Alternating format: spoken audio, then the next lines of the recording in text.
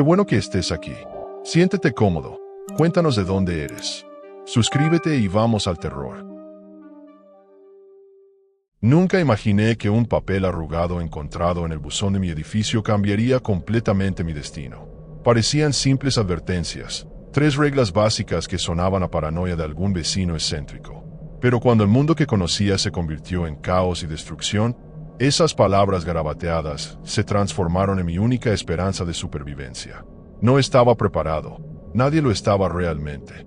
Mientras la civilización se desmoronaba a mi alrededor, descubrí que lo verdaderamente aterrador no era la radiación y las explosiones, sino lo que la desesperación podía hacer con las personas que alguna vez consideré normales, incluso amables. Entendí demasiado tarde que en un mundo sin reglas, seguir a algunas puede significar la diferencia entre vivir un día más o convertirte en otra víctima del horror que ahora llamamos realidad. Mi nombre es Héctor Martínez Acosta, 29 años, diseñador gráfico freelance. Vivía en un pequeño apartamento en Barcelona, 3ª planta, con vistas a un patio interior poco inspirador. Mi vida era tan ordinaria que resultaba casi cliché. Trabajaba demasiado, salía poco, y mi compañía más constante era Kafka, un gato negro rescatado de la calle que tenía más personalidad que muchas personas que conocía.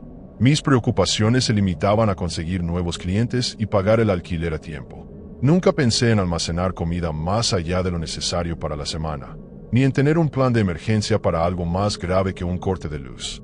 Aquel jueves, el primero de todo este infierno, empezó como cualquier otro. Me desperté tarde, como siempre, maldiciendo por tener que entregar un diseño para las 3 de la tarde. Mientras preparaba café, revisé distraídamente las noticias en mi teléfono. Había tensiones internacionales crecientes, pero cuando no las había, los expertos hablaban de retórica peligrosa y posible escalada, términos que había escuchado tantas veces que habían perdido su impacto. Además, estábamos en Europa, estas cosas siempre pasaban en lugares lejanos. Bajé a recoger el correo antes de ponerme a trabajar. Entre facturas y publicidad, encontré un papel doblado en 4 partes, sin sobre. Parecía que alguien lo había dejado allí manualmente. Lo abrí por curiosidad mientras subía las escaleras. Era una lista manuscrita, con letra nerviosa y presionada, como si quien la hubiera escrito estuviera al borde de un colapso. Reglas para sobrevivir a lo que viene, decía en la parte superior. Sonreí, pensando que era propaganda de algún grupo religioso o conspiranoico. Pero algo en la intensidad de aquella letra me hizo guardarlo en el bolsillo en lugar de tirarlo directamente. Volví a mi rutina, olvidándome del papel hasta varias horas después. Estaba terminando el diseño cuando las primeras alertas comenzaron a sonar en todos los teléfonos simultáneamente. Un sonido estridente, diseñado para ser imposible de ignorar. Alerta de emergencia nacional, decía el mensaje. Este no es un simulacro. Busque refugio inmediatamente. Manténgase alejado de ventanas. Más información en breve. Mi primer pensamiento fue que era un error, como aquella falsa alarma en Hawái años atrás. Pero entonces comenzaron las llamadas. Mi hermana Claudia me llamó llorando desde Valencia. Mis padres desde su casa en las afueras. Amigos que no habían contactado conmigo en meses. Todos preguntando lo mismo. ¿Has visto las noticias? ¿Estás a salvo? ¿Tienes dónde refugiarte? Las líneas se saturaron rápidamente. Internet comenzó a fallar. En la televisión, presentadores visiblemente alterados hablaban de múltiples detonaciones confirmadas y posibles objetivos secundarios. Mi mente no procesaba lo que estaba escuchando. Guerra nuclear. Aquí. Ahora. Era como si alguien hubiera cambiado el canal a una película de ciencia ficción. No tenía sótano, ni despensa llena, ni plan de evacuación. Mi edificio era viejo, sin refugio antibombas como algunos más modernos. El pánico me paralizó durante preciosos minutos mientras veía a gente corriendo por las calles desde mi ventana. Vecinos llenando sus coches hasta el techo con pertenencias, familias enteras abandonando la ciudad. Fue entonces cuando recordé el papel en mi bolsillo. Lo saqué con manos temblorosas y leí detenidamente las 3 reglas escritas allí, preguntándome quién las habría dejado y por qué. Los informativos decían que Barcelona no era un objetivo primario, pero recomendaban alejarse de núcleos urbanos. No tenía coche para huir, y los transportes públicos ya estaban colapsados, según mostraban las imágenes. Decidí que mi mejor opción era quedarme y preparar mi apartamento lo mejor posible. Llené la bañera y todos los recipientes disponibles con agua. Revisé mi despensa, pasta, arroz, algunas latas, comida para Kafka para 2 semanas. Claramente insuficiente. Necesitaba conseguir más suministros, pero las imágenes de supermercados siendo saqueados me disuadieron momentáneamente. La primera explosión la sentí más que oírla. Una vibración profunda que hizo temblar los cimientos del edificio. Estaba a kilómetros de distancia, probablemente en alguna instalación militar o infraestructura clave, pero el estremecimiento fue inolvidable. Kafka se escondió bajo la cama, negándose a salir. Las luces parpadearon y se apagaron. Mi teléfono aún funcionaba, pero la señal iba y venía caprichosamente. Las últimas noticias que pude ver hablaban de impactos múltiples en varias ciudades europeas y una respuesta inminente que todos sabíamos significaría más destrucción. Pasé esa primera noche en vela, escuchando los sonidos de la ciudad en pánico. Sirenas constantes, algún disparo ocasional, gritos. Me asomé brevemente a la ventana para ver el horizonte iluminado por un resplandor naranja enfermizo. No era el apocalipsis instantáneo que muestran las películas. Era algo más lento, más insidioso. La verdadera catástrofe, como aprendería pronto, no serían las bombas en sí, sino lo que vendría después. El hambre, las enfermedades, y sobre todo, la desesperación que convertiría a personas normales en algo irreconocible. Al amanecer del segundo día, con la ciudad extrañamente silenciosa, decidí aventurarme a la calle para buscar suministros. Había escuchado que algunos supermercados aún estaban abiertos, custodiados por la policía para evitar saqueos. Me puse una mascarilla, ironía de la vida. Había guardado varias desde la pandemia. Metí el papel con las reglas en el bolsillo de mi chaqueta y salí, sin saber que esa simple salida marcaría el inicio de mi verdadera lucha por la supervivencia. Las calles tenían un aspecto surrealista, como sacadas de una película post-apocalíptica que nunca pensé vivir. Algunas personas caminaban apresuradamente, cabizbajas, evitando el contacto visual. Otras permanecían sentadas en las aceras, con la mirada perdida, como si todavía no pudieran procesar lo que estaba sucediendo. Un hombre de traje, incongruentemente formal para la situación, lloraba abrazado a un maletín en la entrada de un banco cerrado. El supermercado más cercano estaba a 6 calles de mi edificio. Al doblar la esquina, vi una multitud agolpada en la entrada. 2 policías intentaban mantener el orden, permitiendo entrar a grupos de 10 personas por turnos. Me uní a la fila, calculando mentalmente cuánto tiempo tardaría en llegar mi turno. Fue entonces cuando escuché los primeros disparos a lo lejos. La gente se tensó visiblemente, pero nadie abandonó la fila. El hambre era más fuerte que el miedo. No quedará nada cuando llegues, me dijo una mujer mayor a mi lado. Tenía los ojos enrojecidos, pero su voz sonaba sorprendentemente firme. Llevo 2 horas aquí y he visto salir a la gente con carritos casi vacíos. Le pregunté si vivía cerca, buscando algo de conversación que aliviara la tensión. Se llamaba Dolores, vivía sola desde que su marido murió el año anterior, y su hijo estaba en Madrid. Si es que Madrid sigue existiendo, añadió con una amargura que me encogió el corazón. Cuando por fin llegó mi turno, el supermercado parecía haber sido arrasado por una plaga de langostas. Las estanterías estaban prácticamente vacías. Conseguí un paquete de galletas, algunas latas de atún, un brick de leche y el último paquete de velas que quedaba. Me sentí ridículamente agradecido por ese botín tan escaso. En la caja, un empleado con mirada ausente cobraba mecánicamente. El sistema electrónico seguía funcionando, un último vestigio de normalidad que pronto desaparecería también. Al salir, noté algo que me heló la sangre. En medio de la plaza frente al supermercado, perfectamente colocadas en un banco, había varias barras de pan y algunas frutas. Parecía una ofrenda, demasiado accesible, demasiado tentadora. Recordé la primera regla del papel: si ves comida en un lugar abierto, no la toques. Muchos la dejan como trampa, envenenada, para eliminar a los que todavía están vivos. Me pareció paranoia pura en ese momento, pero algo me hizo mantenerme alejado. Mientras caminaba de regreso a mi apartamento, vi a un hombre acercarse rápidamente al banco. Recogió una manzana y le dio un mordisco inmediato, como si llevara días sin comer. Lo observé desde la distancia, esperando. No sé qué esperaba exactamente. El hombre siguió su camino, masticando felizmente. Quizás la regla era solo paranoia después de todo. O quizás los efectos no serían inmediatos. Esa noche, esa duda me impidió dormir tanto como los ocasionales estruendos lejanos. Los días siguientes se convirtieron en una rutina de supervivencia básica. La electricidad fallaba intermitentemente hasta que dejó de volver. El agua corriente comenzó a salir turbia, luego marrón. Finalmente dejó de salir. Usaba el agua almacenada con extremo cuidado, racionándola para mí y para Kafka. La comida escaseaba peligrosamente rápido. Internet había desaparecido por completo.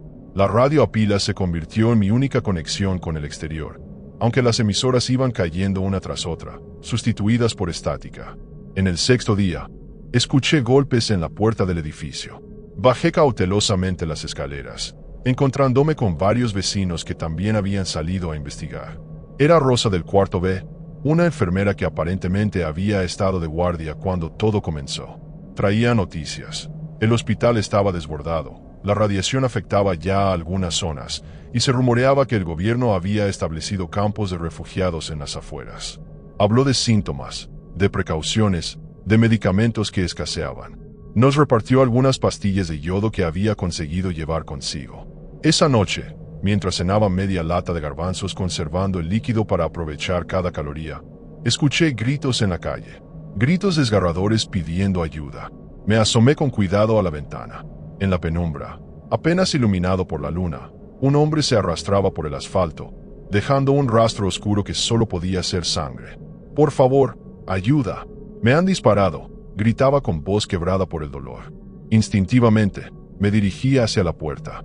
Entonces recordé la segunda regla. Si escuchas gritos pidiendo ayuda, no te acerques. En medio de una guerra, los gritos pueden ser una emboscada. Algunos los usan para atraer incautos y atacarlos. Me detuve, con la mano en el pomo de la puerta, mientras una batalla ética se libraba en mi interior. ¿Y si realmente necesitaba ayuda? ¿Podría vivir conmigo mismo sabiendo que había ignorado a alguien moribundo? Pero algo en aquellos gritos no sonaba del todo auténtico, como si estuviera sobreactuando ligeramente. Decidí observar desde la ventana un poco más. Fue entonces cuando los vi.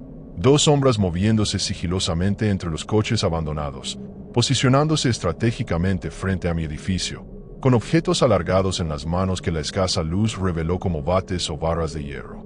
Un escalofrío recorrió mi espalda. De no ser por aquella regla escrita por un desconocido, habría salido directamente a una trampa. ¿Cuántos habían caído ya, víctimas de su propia compasión? ¿Quién había escrito esas reglas y cómo sabía estas cosas? Los gritos continuaron durante casi una hora, haciéndose cada vez más débiles y teatrales, hasta que finalmente cesaron. Al día siguiente, no había rastro ni del supuesto herido ni de los acechantes. Solo quedaba una mancha oscura en el asfalto que la lluvia radiactiva posterior se encargaría de lavar. La comida se acabó al 10º día. Había intentado racionarla lo mejor posible, pero la realidad era implacable. Aún tenía algo de comida para Kafka. Ironía cruel que mi gato estuviera mejor abastecido que yo. La sed era peor que el hambre. El agua almacenada también escaseaba peligrosamente. Necesitaba salir de nuevo, buscar suministros, quizás incluso considerar dirigirme a esos campos de refugiados que había mencionado Rosa, si es que realmente existían.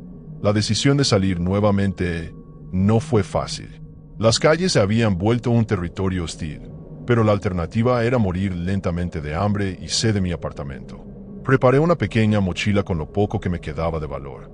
Una navaja multiusos, las pastillas de yodo que me había dado Rosa, un mapa de la ciudad, una linterna con baterías a medio uso, y aquel papel con las 3 reglas que ya me había salvado la vida una vez.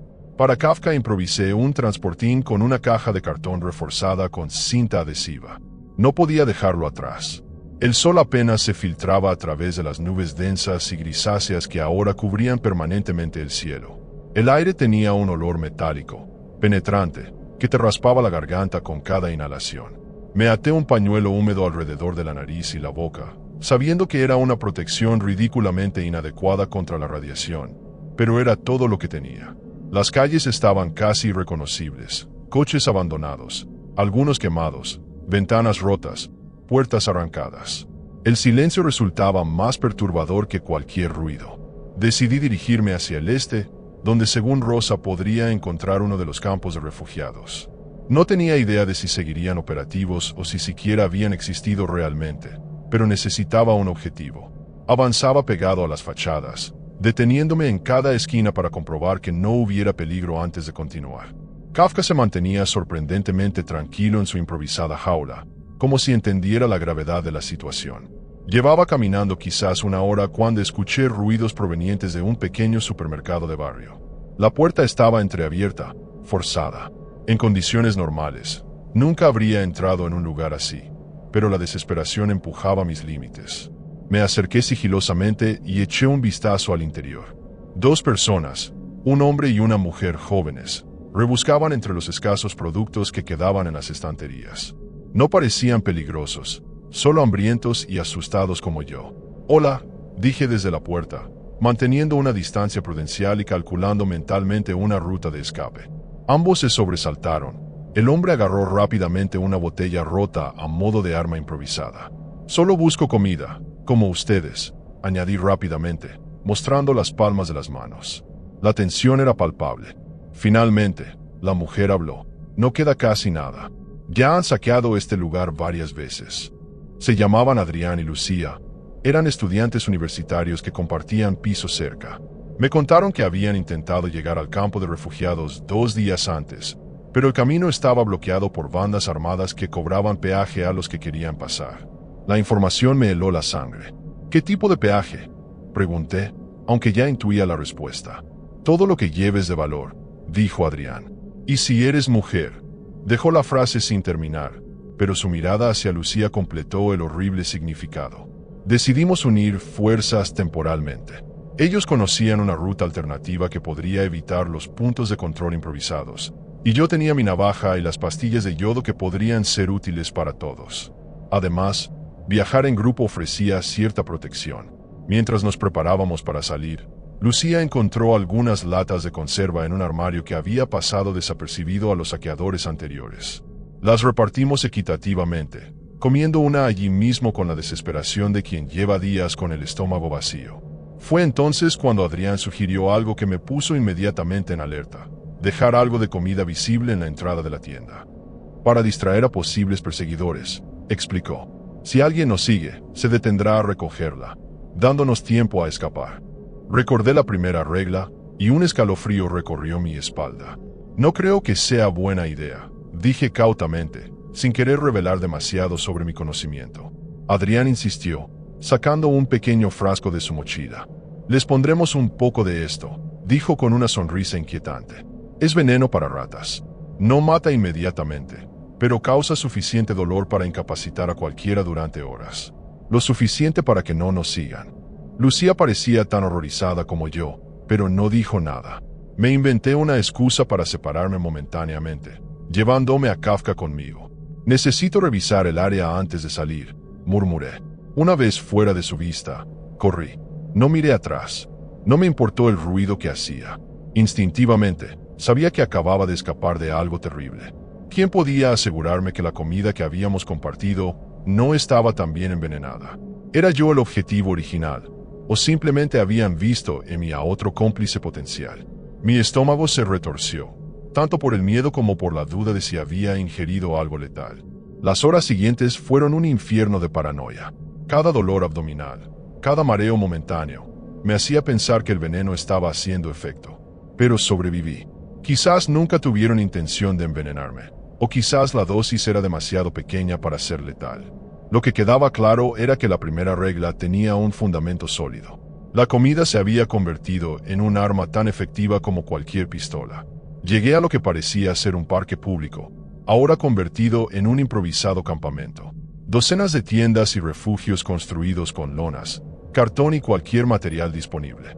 Personas de todas las edades se movían lentamente, con esa mirada vacía que ya reconocía como el sello de los supervivientes. Un hombre con un brazalete rojo se me acercó, preguntándome si venía solo. Le mostré a Kafka y asintió.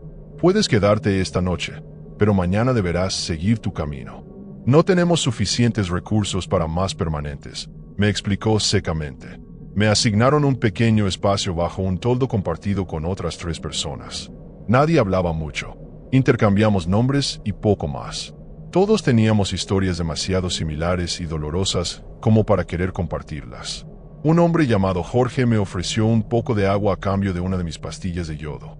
Estaba desesperado, Su hija de 6 años mostraba signos de exposición a la radiación. Acepté el trato sin dudarlo, aunque significara sacrificar parte de mi propia protección. Esa noche, mientras intentaba dormir con Kafka acurrucado contra mi pecho, escuché voces alteradas. Un grupo de recién llegados exigía entrar al campamento. Los guardias, simplemente residentes que habían asumido ese rol, les negaban el acceso alegando falta de espacio y recursos. La discusión escaló rápidamente. Escuché el inconfundible sonido de un disparo, luego gritos, luego más disparos. El caos se desató en segundos. La gente corría en todas direcciones. Agarré a Kafka en mi mochila, buscando desesperadamente una salida. En medio de la confusión, alguien me empujó contra una valla. Caí dolorosamente, protegiendo a Kafka con mi cuerpo. Cuando intenté levantarme, vi a una niña pequeña llorando, sola, claramente perdida en el pánico general. No podía tener más de 5 años. Sin pensarlo, la tomé de la mano. ¿Dónde está tu mamá?, le pregunté, aunque sabía que en ese caos sería imposible encontrarla. Se fue, sollozó la niña. No supe si se refería a que se había separado en la confusión o a algo más permanente. No había tiempo para averiguarlo. Con Kafka en una mano y la niña en la otra, me alejé lo más rápido posible del campamento. Los disparos continuaban, ahora acompañados por el resplandor anaranjado de fuego. Alguien había incendiado parte de las tiendas. Corrimos hasta que nuestros pulmones ardían, hasta que las piernas de la pequeña no dieron más. Se llamaba Sara. Sus padres habían estado en el campamento desde hacía 3 días. No sabía dónde estaban ahora. Intenté consolarla, prometiéndole que los encontraríamos, aunque en mi interior sabía que era una promesa que probablemente no podría cumplir. Encontramos refugio en un pequeño almacén abandonado. Las puertas estaban cerradas con candado, pero una de las ventanas traseras estaba rota. El interior olía a humedad y a algo más, algo dulzón y desagradable que preferí no investigar. Improvisé una cama con algunos sacos vacíos que encontré, uno para Sara y otro para mí, con Kafka siempre cerca. La niña se durmió sorprendentemente rápido, agotada por el terror y la huida. Yo permanecí despierto, escuchando los sonidos de la noche, preguntándome qué sería de nosotros ahora. El amanecer llegó con una luz grisácea y mortecina que apenas se filtraba por la ventana rota. Sara seguía dormida, su pequeño cuerpo acurrucado como si intentara ocupar el menor espacio posible. Kafka montaba guardia a su lado, algo inusual en el que normalmente era distante con los extraños. Aproveché esos momentos de calma para evaluar nuestra situación. Tenía una lata de atún, medio paquete de galletas saladas, menos de medio litro de agua, y una niña de 5 años de la que ahora, de alguna manera, me había hecho responsable. El olor dulzón que había notado la noche anterior parecía más intenso con la luz del día. Con cautela, inspeccioné el resto del almacén que no había podido ver bien en la oscuridad. Detrás de unas estanterías metálicas oxidadas, encontré el origen. El cuerpo de un hombre, probablemente el dueño o vigilante del lugar, en avanzado estado de descomposición. Su mano aún aferraba a una pistola pequeña. El suicidio parecía la explicación más probable. No había señales de lucha ni heridas defensivas visibles. Mi primer impulso fue tomar el arma. En este nuevo mundo, una pistola significaba poder, protección. Pero al revisarla, comprobé que el cargador estaba vacío. Solo había sido suficiente para un último disparo.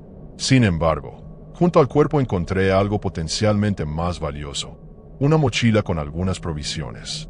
Latas de conserva, una botella de agua mineral sin abrir, un botiquín básico de primeros auxilios, y lo más sorprendente, un pequeño transistor a pilas que parecía funcional. Mientras guardaba silenciosamente estos tesoros en mi propia mochila, intentando no despertar a Sara, me invadió una oleada de culpabilidad. Estaba saqueando a un muerto.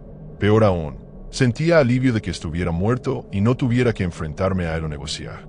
¿En qué me estaba convirtiendo? Solo 2 semanas atrás, la idea de robar me habría horrorizado. Ahora lo hacía sin apenas dudarlo. La supervivencia estaba redibujando los límites de mi moralidad a un ritmo alarmante. Sara despertó cuando estaba terminando de empacar. Sus ojos recorrieron el lugar con confusión hasta que se posaron en mí y recordó quién era. ¿Dónde está mi mamá?, preguntó con voz adormilada. La pregunta me atravesó como un cuchillo. ¿Qué se le dice a una niña en un mundo que se ha desmoronado? Opté por una verdad suavizada. Vamos a buscarla. Pero primero tenemos que desayunar para tener fuerzas. Le di algunas galletas y un poco de agua, guardando el atún para más tarde. Comió con avidez, lo que me hizo preguntarme cuánto tiempo llevaba sin comer adecuadamente. Encendí el transistor mientras desayunábamos, buscando alguna emisora que siguiera transmitiendo. Tras varios minutos de estática, encontré una señal débil. Era una grabación en bucle, probablemente automatizada. Campos de evacuación establecidos en los siguientes puntos. Se proporciona comida, agua y atención médica. Cualquier persona con síntomas de envenenamiento por radiación debe identificarse al llegar. Está prohibido el ingreso de armas. Repetimos, campos de evacuación establecidos. La grabación proporcionaba coordenadas y referencias a lugares que, con suerte, podría localizar mi mapa. Decidimos partir de inmediato. No mencioné el cuerpo a Sara, y bloqueé su visión de esa parte del almacén mientras salíamos. Le expliqué que iríamos a un lugar donde podríamos encontrar a sus padres, aunque en mi interior sabía que las probabilidades eran mínimas. Lo que no le dije es que, incluso si no los encontrábamos, esos campos oficiales serían más seguros que vagar por las calles o unirnos a campamentos improvisados como el que acababa de ser atacado. Las calles parecían aún más desoladas que el día anterior. Avanzábamos lentamente. Sara se cansaba con facilidad y yo tenía que cargar a Kafka cuando el gato se negaba a seguir caminando. Varias veces nos escondimos al escuchar voces o vehículos aproximándose. En una ocasión, nos refugiamos en un portal mientras una camioneta con hombres armados pasaba lentamente, examinando las calles como depredadores en busca de presas. Al mediodía, tomamos un descanso en lo que quedaba de una pequeña plaza. El único banco que permanecía intacto estaba bajo la sombra parcial de un árbol casi sin hojas. Compartimos una de las latas encontradas en el almacén. Judías con chorizo, un festín comparado con lo que habíamos comido últimamente. Sara me contó sobre su vida antes, su colegio, sus amigos, su conejo mascota que habían tenido que dejar atrás cuando evacuaron su casa. Hablaba de todo ello como si fuera algo de un pasado muy lejano, no de apenas 2 semanas atrás. Los niños se adaptan, pensé con tristeza, incluso a lo inimaginable. Estábamos a punto de reanudar nuestra marcha cuando escuchamos el inconfundible sonido de un helicóptero aproximándose. Nos quedamos paralizados, sin saber si buscar refugio o hacernos visibles. El aparato pasó directamente sobre nosotros, lo suficientemente bajo como para que pudiéramos ver el logotipo del ejército en su fuselaje. Lanzó algo, no bombas, sino panfletos que cayeron revoloteando como hojas metálicas. Recogí uno. Era un mapa actualizado con la ubicación de los campos de evacuación y las rutas recomendadas. Algunos eran diferentes a los mencionados en la radio. El más cercano estaba a unos 15 kilómetros, en una base militar al noreste de la ciudad. Reorientamos nuestra ruta según esta nueva información. El mapa indicaba que debíamos evitar ciertas zonas marcadas con símbolos de radiación, lo que nos obligaba a dar un rodeo considerable. Para cuando el sol comenzaba a descender, habíamos avanzado quizás 1/3 del camino. Sara estaba exhausta, y francamente, yo también. Necesitábamos encontrar un lugar seguro para pasar la noche. Una pequeña clínica veterinaria parecía la opción menos mala entre los edificios cercanos. La puerta principal estaba cerrada pero no forzada, lo que me dio esperanzas de que el interior estuviera intacto. Rompí el cristal de una ventana lateral y entramos. El lugar estaba sorprendentemente ordenado, como si sus ocupantes hubieran cerrado con normalidad un día y simplemente nunca hubieran regresado. Encontramos comida para gatos que Kafka devoró con entusiasmo, y mejor aún, un almacén de medicamentos básicos y agua embotellada para procedimientos veterinarios. Improvisamos camas con mantas para mascotas en lo que parecía ser una sala de espera. Sara se quedó dormida casi instantáneamente, agotada por la caminata. Yo revisé minuciosamente el lugar, asegurando puertas y ventanas lo mejor posible, excepto la que nos había servido de entrada, que dejé como ruta de escape. Mientras registraba los armarios en busca de cualquier cosa útil, encontré algo inquietante. Una libreta con anotaciones recientes, fechadas apenas 3 días antes. Alguien había estado aquí. Las notas parecían ser de un veterinario o quizás un médico que había adaptado sus conocimientos a la situación. Hablaban de casos atendidos, síntomas de envenenamiento, no por radiación sino por toxinas deliberadamente administradas.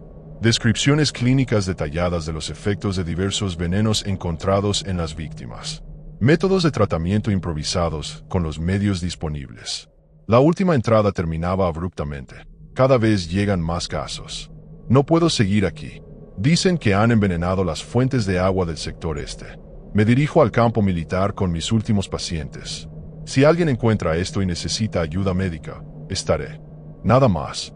La frase quedaba incompleta, como si hubiera sido interrumpido. Un ruido en la puerta principal me sobresaltó. Alguien intentaba entrar. Los golpes eran suaves al principio, casi tentativos, pero pronto se volvieron más insistentes. Luego, una voz. Por favor, sé que hay alguien ahí dentro. Vi la luz. Necesito ayuda, estoy herido. La súplica sonaba genuina, desesperada. Me acerqué sigilosamente a la ventana para intentar ver quién era, manteniendo a Sarah y Kafka en la habitación trasera. Era un hombre joven, quizás poco más de 20 años, apoyado contra la pared junto a la puerta. Su pierna sangraba visiblemente a través de un vendaje improvisado. Mi instinto de ayudar luchaba contra la tercera regla del papel. Y lo más importante, nunca abras la puerta, aunque alguien suplique desde el otro lado. Hay quienes fingen estar heridos o desesperados solo para entrar y acabar contigo. Pero ¿y si realmente necesitaba ayuda? ¿Y si moría por mi inacción? Mientras deliberaba, el hombre continuaba suplicando, su voz cada vez más débil y entrecortada por lo que parecían sollozos genuinos. Tomé una decisión intermedia. ¿Qué te ha pasado?, pregunté a través de la puerta cerrada. El hombre pareció sobresaltarse al escucharme, como si no esperara realmente una respuesta. Me dispararon. Un grupo que controla la carretera principal. Intenté pasar sin pagar su peaje, respondió entre respiraciones dificultosas. Soy médico, añadió. Puedo ayudarte a cambio de refugio, solo por esta noche. Médico. La palabra capturó mi atención inmediatamente. Si decía la verdad, podría ser invaluable, especialmente si Sarah o yo enfermábamos. Pero la coincidencia parecía demasiado conveniente. Si eres médico, ¿qué tratarías para un envenenamiento por estricnina?, pregunté, recordando uno de los casos mencionados en la libreta. Su respuesta fue rápida y detallada, utilizando terminología que sonaba auténticamente médica. O realmente era doctor, o había preparado muy bien su coartada. Miré a Sarah, dormida e inocente, y a Kafka, alerta como si percibiera mi dilema. El hombre afuera podría ser nuestra salvación o nuestra perdición. La regla número 3 había demostrado ser válida antes, pero aplicaba en todas las circunstancias. La noche se hacía más oscura, los golpes en la puerta más débiles. Tenía que decidir. La decisión me pesaba como plomo mientras el hombre seguía suplicando afuera. Finalmente, opté por un compromiso. Te ayudaré, pero no puedo dejarte entrar, le dije a través de la puerta. Te pasaré vendas y antibióticos por la ventana. Su respuesta fue una mezcla de alivio y decepción. Por favor, no sobreviviré solo, insistió con voz cada vez más débil. Reuní algunos suministros médicos que había encontrado y me acerqué cautelosamente a la ventana lateral, la misma por la que habíamos entrado, manteniéndome siempre fuera de su alcance. El hombre se arrastró lentamente hacia la ventana. A la pálida luz de la luna, pude ver que su herida era real. Un disparo en el muslo con un vendaje improvisado completamente empapado de sangre. Le pasé gasas estériles, un desinfectante y antibióticos de uso veterinario, explicándole las dosis aproximadas. Mientras tomaba los suministros con manos temblorosas, noté algo inquietante. A pesar de la abundante sangre, él no mostraba signos de shock hipovolémico. Alguien con esa hemorragia debería estar mucho más débil, casi inconsciente. Gracias, murmuró, no lo olvidaré. ¿Puedo saber tu nombre? Me mantuve en silencio. Dar nombre significaba crear vínculos. Y en este mundo los vínculos con extraños eran peligrosos. Al menos dime si estás solo ahí dentro, insistió. La pregunta encendió todas mis alarmas. ¿Por qué querrías saber eso? No estoy solo, respondí secamente, dejando que interpretara la ambigüedad como quisiera.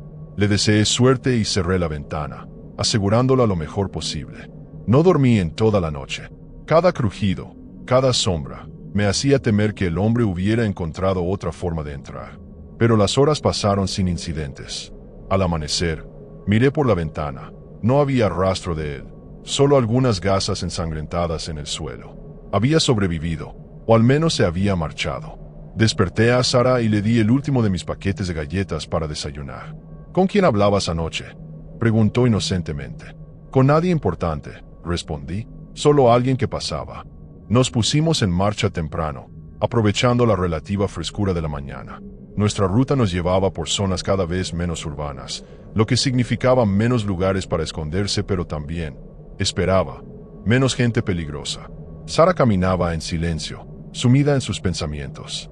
De vez en cuando preguntaba por sus padres, y yo le daba respuestas evasivas que parecían satisfacerla momentáneamente. Kafka se había adaptado sorprendentemente bien a nuestra vida nómada, caminando junto a nosotros excepto cuando se cansaba y lo llevaba en brazos. A media mañana, vimos humo en la distancia. No el humo disperso de incendios aleatorios, sino columnas regulares que sugerían actividad humana organizada. Según el mapa, debíamos estar acercándonos al campo militar. Apretamos el paso, impulsados por una mezcla de esperanza y ansiedad. ¿Sería realmente un refugio seguro o solo otra trampa elaborada? Al bordear una colina, lo vimos, un extenso perímetro vallado con torres de vigilancia, tiendas militares ordenadas en filas y lo que parecían ser puestos de control en la entrada principal. Banderas oficiales ondeaban, y se veía personal uniformado moviéndose con propósito. Era real. El alivio me inundó como una ola física, haciéndome tambalear ligeramente. Nos unimos a un pequeño grupo de personas que también se dirigían hacia la entrada. Familias mayormente, con miradas cautelosas pero esperanzadas. Nadie hablaba mucho. Todos llevábamos las marcas del mismo trauma, aunque manifestado de diferentes maneras. Una mujer cargaba una planta en maceta como único equipaje. Un anciano llevaba un traje completo a pesar del calor, como si fuera a una entrevista de trabajo importante. Pequeños vestigios de normalidad a los que nos aferrábamos desesperadamente. En el puesto de control nos separaron, hombres por un lado, mujeres y niños por otro. Intenté explicar que Sara estaba bajo mi cuidado, que la había encontrado sola, pero los soldados siguieron el protocolo rígidamente. La reunificaremos con usted después del procesamiento, aseguró mecánicamente un oficial. La niña comenzó a llorar, aferrándose a mi pierna. No quiero ir sin ti, gritaba. Me arrodillé para quedar a su altura, prometiéndole que nos volveríamos a ver pronto, que estaría segura. Los soldados tuvieron que separarla físicamente de mí. Sus gritos me persiguieron mientras me conducían a una tienda de procesamiento diferente. Kafka, sorprendentemente, fue permitido conmigo después de una breve inspección veterinaria. El procesamiento consistía en una serie de exámenes médicos, preguntas interminables sobre exposición a la radiación y la asignación de una identificación temporal. Me entregaron una muda de ropa limpia, artículos de higiene básicos y una ración de comida que, aunque austera, era más de lo que había tenido en días. La sensación de agua corriente contra mi piel durante los 5 minutos de ducha permitidos fue casi abrumadoramente placentera. Pasé las siguientes horas intentando obtener información sobre Sara. Finalmente, una trabajadora social me indicó que la niña estaba bien, ya procesada y asignada a un área para menores no acompañados. ¿Puedo verla?, pregunté ansiosamente. La mujer consultó su tableta. Normalmente no permitimos visitas hasta completar la verificación de relaciones familiares, pero dado que usted la trajo, haré una excepción. Mañana por la mañana. Esa noche, en la tienda comunitaria asignada donde dormían unas 20 personas, escuché conversaciones fragmentadas que pintaban un panorama más amplio de lo que estaba sucediendo. El conflicto nuclear había sido más limitado de lo que muchos temían inicialmente, pero suficientemente devastador para colapsar infraestructuras básicas en múltiples países. Se rumoreaba que algunos gobiernos seguían funcionando, reorganizándose. Estos campos no eran solo refugios temporales, sino el primer paso en un plan de reconstrucción a largo plazo. Mientras intentaba conciliar el sueño en mi catre, un hombre mayor en la litera contigua me habló en voz baja. «Debí llegar con la niña», comentó. «Fue un gesto valiente traerla. Muchos solo se preocupan por sí mismos ahora». Le expliqué brevemente cómo había encontrado a Sara durante el ataque al campamento. «Yo perdí a mi nieta en circunstancias similares», confesó con voz quebrada. «A veces me pregunto si alguien habrá ayudado como tú a esa pequeña». A la mañana siguiente, me permitieron visitar a Sara como prometido. La encontré en un área especial para niños, jugando con otros pequeños bajo la supervisión de personal que parecía tener experiencia en educación infantil. Su rostro se iluminó al verme, corriendo a abrazarme con una fuerza sorprendente para su tamaño. «Pensé que te habías ido como mamá y papá», exclamó. Le aseguré que no la abandonaría, aunque en el fondo sabía que nuestro futuro era incierto. Las autoridades eventualmente buscarían a sus familiares o la asignarían a algún sistema de acogida. Durante las siguientes semanas, la vida en el campo adquirió una rutina casi normal. Trabajaba durante el día ayudando con la logística. Mi experiencia organizando proyectos resultó útil, y visitaba a Sara durante las horas permitidas. Kafka se había convertido en una pequeña celebridad entre los niños, tolerando estoicamente sus atenciones. La comida era monótona pero suficiente, el agua limpia y las condiciones médicas adecuadas. Era más de lo que muchos tenían fuera. Un mes después de nuestra llegada, me llamaron a la oficina administrativa. Mi corazón se aceleró, temiendo malas noticias sobre Sara. En su lugar, me informaron que habían encontrado a su tía materna en otro campo a 200 kilómetros. Los padres estaban confirmados como fallecidos durante la evacuación inicial. La tía había solicitado la custodia de Sara y vendría a buscarla en el próximo convoy. La noticia me golpeó con sentimientos contradictorios. Por un lado, me alegraba que Sara tuviera familia. Por otro, la idea de separarme de ella me dolía más de lo que había anticipado. Cuando le conté, reaccionó con una mezcla de confusión y tristeza. «Pero tú vendrás también, ¿verdad?», preguntó con esa lógica simple e irrefutable de los niños. Le expliqué que no podía, que su tía la cuidaría mejor que yo. «Pero tú me salvaste», insistió, «eres mi amigo». El día de la partida llegó demasiado rápido. La tía de Sara resultó ser una mujer cálida que me agradeció entre lágrimas por haber cuidado de su sobrina. «No sé cómo pagarte por lo que has hecho», dijo mientras abrazaba a la niña. «No es necesario», respondí sinceramente. Ella también me salvó a mí, a su manera. Me refería a algo más profundo que la supervivencia física. En un mundo donde la humanidad parecía haberse evaporado junto con la civilización, Sara me había recordado por qué valía la pena seguir luchando. Nos despedimos con la promesa de que nos volveríamos a ver cuando las cosas mejoraran.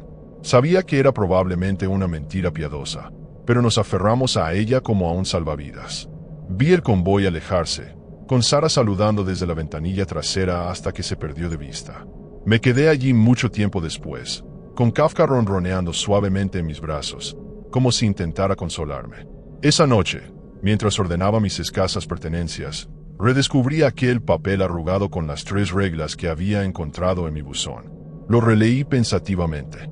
Aquellas reglas me habían salvado la vida varias veces, advirtiéndome sobre peligros que nunca habría anticipado. Pero me di cuenta de que también me habían enseñado algo crucial sobre este nuevo mundo. La desconfianza era necesaria para sobrevivir, pero la humanidad era necesaria para vivir. ¿Quién había escrito aquellas reglas? Nunca lo sabría. Quizás alguien que había aprendido estas lecciones de la manera más dura y quiso evitar que otros cometieran los mismos errores. O quizás alguien que sabía lo que vendría y quiso dar una oportunidad a los que encontraran su mensaje. En cualquier caso, les debía mi vida. Semanas después, cuando el campo comenzó a transformarse en un asentamiento más permanente con estructuras sólidas reemplazando las tiendas, decidí dejar una copia de aquellas reglas en el tablón de anuncios comunitario, añadiendo una 4ª regla basada en mi propia experiencia. Encuentra a alguien por quien preocuparte más que por ti mismo. En un mundo sin reglas, eso te mantendrá humano. No sé si alguien prestó atención a aquel papel, o si le sirvió como a mí. Lo que sé es que, incluso en las peores circunstancias, cuando todo lo que conocemos se desmorona, siempre queda espacio para pequeños actos de compasión. Y a veces, esos pequeños actos son todo lo que necesitamos para recordar que, incluso después del fin del mundo, sigue habiendo un mañana por el que vale la pena despertar.